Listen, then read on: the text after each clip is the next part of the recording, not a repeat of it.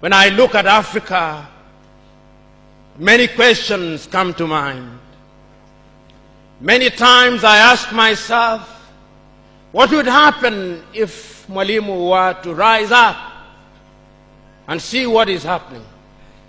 Many times I ask myself, what would happen if Kwame Nkrumah and Patrice Emery Lumumba were to rise up and see what is happening?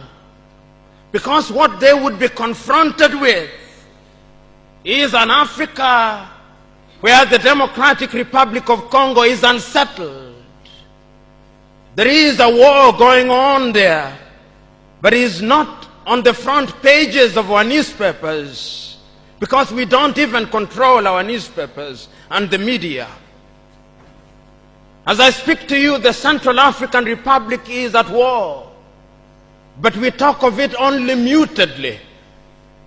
As I speak to you now, in South Sudan, the youngest nation in Africa, the Nuer have risen against the Dinka. As I speak to you now, Eritrea is unsettled. As I speak to you now, there is an ease in Egypt as there is an ease in Libya. In Niger, it is no better. In Senegal, in the Casamance, it is no better. In Somalia, it is no better. Africa is at war with herself. This is what they would be confronted with. They would be confronted with an Africa which statisticians and romantic economists say is growing, but which in truth is stagnated. That is the Africa that they would be confronted with.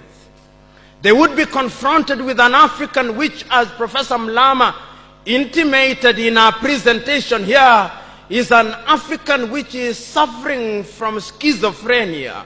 He does not know herself. They would be confronted with an African whose young men and women have no interest and low love for their continent. They would be confronted with an Africa where young men and young women are constantly humiliated at the embassies of European countries and at the United States of America as they seek the almighty green card. They would be confronted with an Africa where young men and women from Niger, Nigeria, Senegal, Mali, and Mauritania drown in the Mediterranean as they seek to be enslaved in Europe. This time round, Africans are not wailing and kicking as they are being taken away to be enslaved. They are being seen wailing and kicking as they seek to be enslaved in Europe and America. This is the tragedy of Africa. They'll be confronted with an African where people have lost their self-pride. An Africa where Africans are not proud of their things. An Africa where in the hotels of Dar es Salaam or Nairobi, even food has foreign names. When we fry potatoes, we call them French fries, even when they are fried in Dar es Salaam. That is the Africa that they would be confronted with. They would be confronted with another Africa. An Africa which does not tell her story. An Africa whose story is told by Europe and America, the CNN, Radio Deutsche Welle, Radio France. That is the Africa they would be confronted with. They would be confronted with the young men and women who have no pride in Africa. When they want to enjoy themselves, they sing the praises of football teams from Europe and America. It is Manchester United. It is Arsenal. It is Real Madrid. And Barcelona, not Yanga, not Mufulira Wanderers, not Gor Mahia, not FC Leopards. No. That is the Africa that they would be confronted with.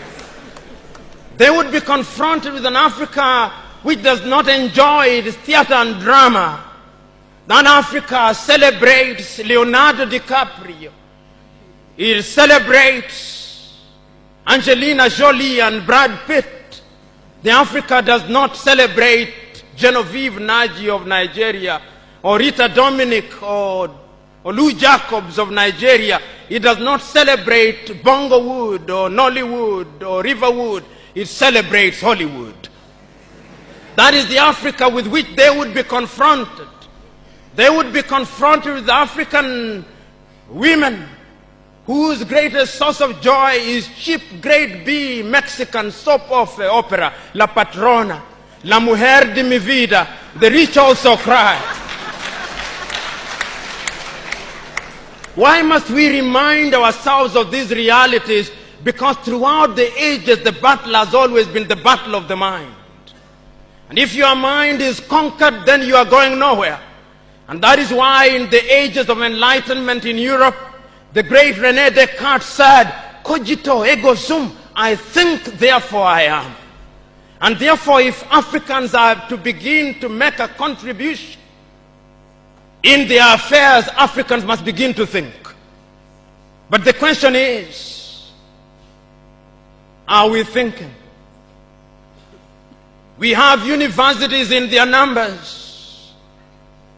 Tanzania has universities including Dar es Salaam.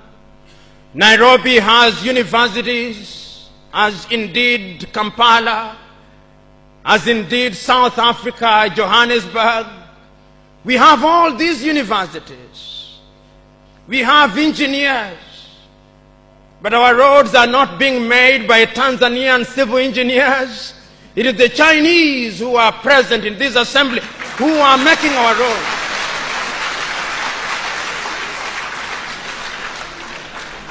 So we have engineers who cannot even make roads. We have doctors whom we have trained. But when we are sick, particularly if we are of the political class, depending on who colonized you, if you are colonized by the United Kingdom, you rush to London. If you are colonized by the French, you rush to Paris. If you are colonized by the Portuguese, you rush to Lisbon. And if you are colonized by the Spaniards, you rush to Madrid, Spain. And recently, because the Asians are beginning to get their act together, we run to India. And very lately, because the Arabs are also beginning to get their act together, we run to Dubai. Notwithstanding that we have the Kenyatta hospitals of this country, the Muhimbilis of Tanzania, the Chris Hani Baragwanaths of South Africa, and the Mama Yemos of Kinshasa in Zaire or the Democratic Republic of Congo, but we have no faith in our doctors. In the area of education, we also don't have faith. Our political class introduced something that they call free education, but it's free indeed, free of knowledge.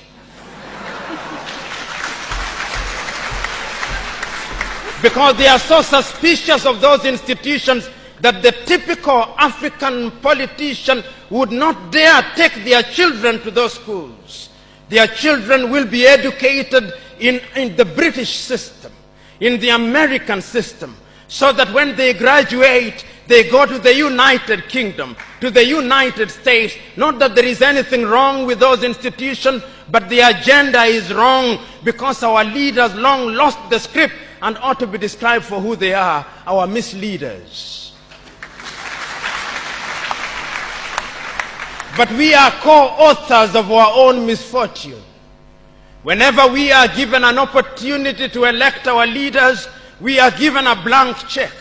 And if you permit me a little latitude, and if you give me a blank check, and you allow me to analogize, and you say that I'm given the blank check to buy a Mercedes Benz, what we do is that when we are called upon, having been so empowered, we buy what one calls a tuk-tuk from India and expect it to behave like a Mercedes Benz. How does that happen? Because what we do is to elect thieves. We elect hyenas to take care of goats, and when the goats are consumed, we wonder why.